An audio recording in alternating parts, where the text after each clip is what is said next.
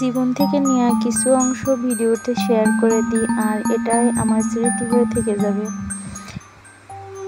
আসসালামু আলাইকুম, welcome back to my channel. কেমন আছো সবাই? আশা করি আল্লাহর রহমতে খুবই ভালো আছো। আলহামদুলিল্লাহ, আমিও ভালো আছি।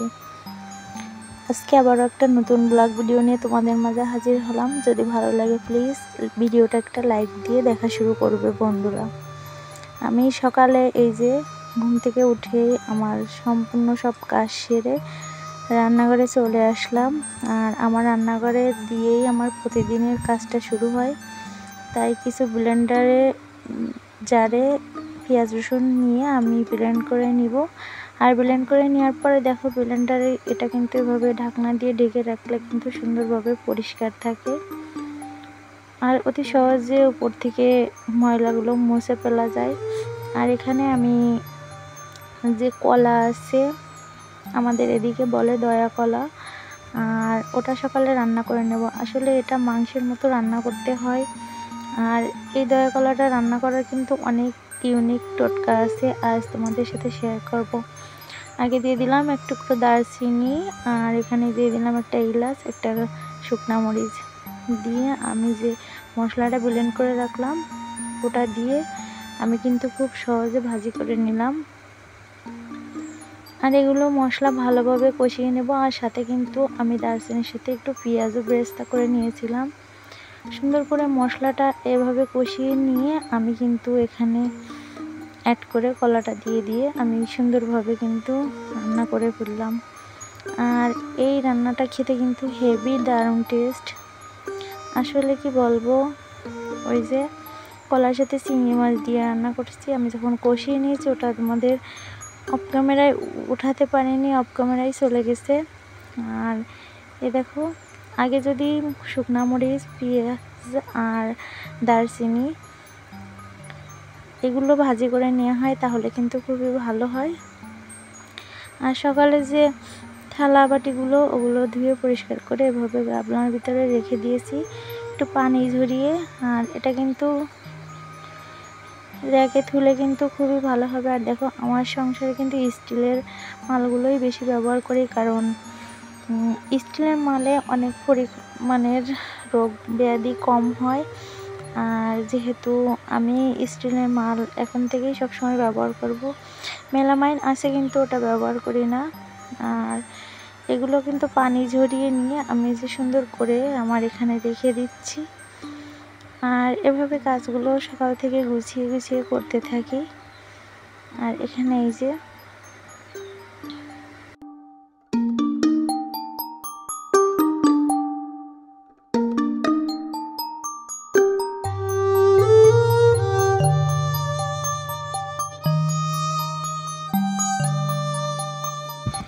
যদি কোনো বন্ধু আমার ভিডিওতে ভিজিট করে থাকো আর নতুন হয়ে থাকো প্লিজ আমার চ্যানেলটা সাবস্ক্রাইব করে দিও, বেল বাটন অল চেপে রেখো, তাহলে সবার আগে তোমার ফোনে ভিডিও চালে নোটিফিকেশন চলে যাবে, হাতে তুমিও দেখে নিতে পারবে।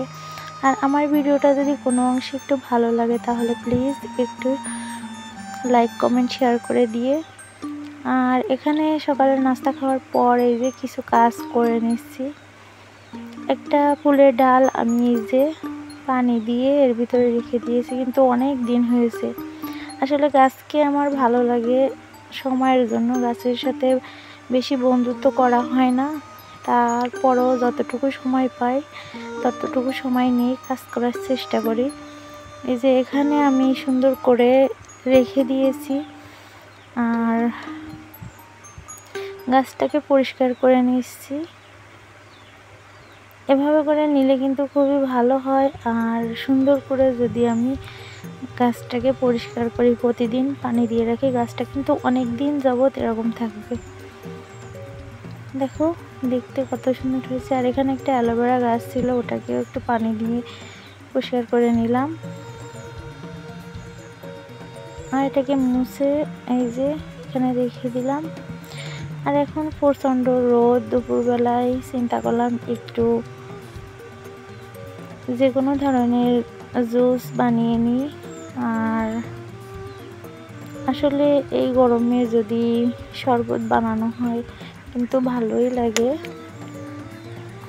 আর এখানে লেবু দিয়ে আমি কিছু শরবত বানাবো। আর লেবুটা কেটে নিয়েছি অর্ধেকটা পরিমাণ। আগে থেকে চিনিটা গুলিয়ে রাখতেছি আর একটু বিট লবণ দিয়ে দিচ্ছি। আমার ভিডিওটা দেখতে দেখতে যদি কোনো অংশ তোমাদের কাছে ভালো লাগে তাহলে প্লিজ আমার ভিডিওর সাথে থাকবে সব সময়ের জন্য। ইনশাল্লাহ আমিও তোমাদের পাশে থাকবো। আর তোমাদের কাছে একটাই কথা বলবো, প্লিজ বন্ধুরা লাইক দিয়ে ভিডিওটা সবাই দেখবে। অনেকে আছো ভিডিও দেখো কিন্তু লাইক করো না। আর এই যে লেবুটাকে চেপে নিচ্ছি। আর দেখো এই একটা জিনিস আমি কিনলাম, আর এটা কিন্তু তোমাদের সাথেই ওপেন করতেছি।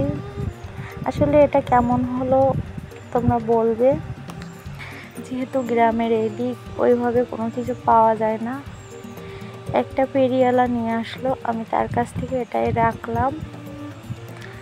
আর এটা আজকে পরিবেশন করব শরবতগুলো, তাই তোমাদের সাথে একটু শেয়ার করে দিলাম। এটা কিন্তু যে কাছের যে জার আছে ওটাই। আর এখানে কিন্তু সুন্দর করে আমি এটাকে আইসক্রিম দিয়ে ভরে নিচ্ছি। প্রচণ্ড গরম। আর কালকে যে আমি এই জেলিটা তৈরি করেছিলাম ওই জেলিটা দিয়েই কিন্তু আজকে শরবত বানাবো। এটা কিন্তু ফ্রিজে রেখে দিয়ে জেলি হিসেবেও খাওয়া যায় আর শরবত করেও খাওয়া যায়, অনেকভাবে খাওয়া যায়। আমার যখন যেটা ইচ্ছা হয় আমি তখন সেভাবেই খাবো। এই জন্য জেলিটা করে রেখেছি, ক্যান্ডি করে রাখছি। আর এখানে দেখো লেবুর শরবত বানিয়ে নিয়েছি আমি, আর আমের শরবত বানিয়ে নিয়েছি। আসলে এই দুটো শরবত গরমে যে কত পরিমাণ উপকারে আসে তা বলে বোঝাবার মতো নয়। দেখো দুপুরবেলা রোদের কি প্রচণ্ড ঘোর তাপ, আর এর ভিতরে যদি এরকম একটু শরবত থাকে। দেখো গাছের পাতাগুলো কিন্তু ওইভাবে নড়তেছে না, কি করব তাই চলে আসলাম শরবত বানাতে। প্রচণ্ড গরম পড়তেছে, কারেন্টও থাকে না। আর এখানে এই যে আমি এটাকেও এখন উঠিয়ে রাখতেছি। আমি একটা এয়ারটাইট বক্সে আমি করে ফ্রিজে, নর্মাল ফ্রিজে রেখে দেব। তোমরা এই যে নিচে আইস কিউবের যে বাক্সটা আছে ওটাতেও করে রাখতে পারো। আমি ওটাতে রাখবো না, আমি একটা এয়ারটাইট বক্সে রেখে দিচ্ছি। আমার ভিডিওটা কেমন হলো জানাতে ভুলবেন না। আল্লাহ হাফেজ।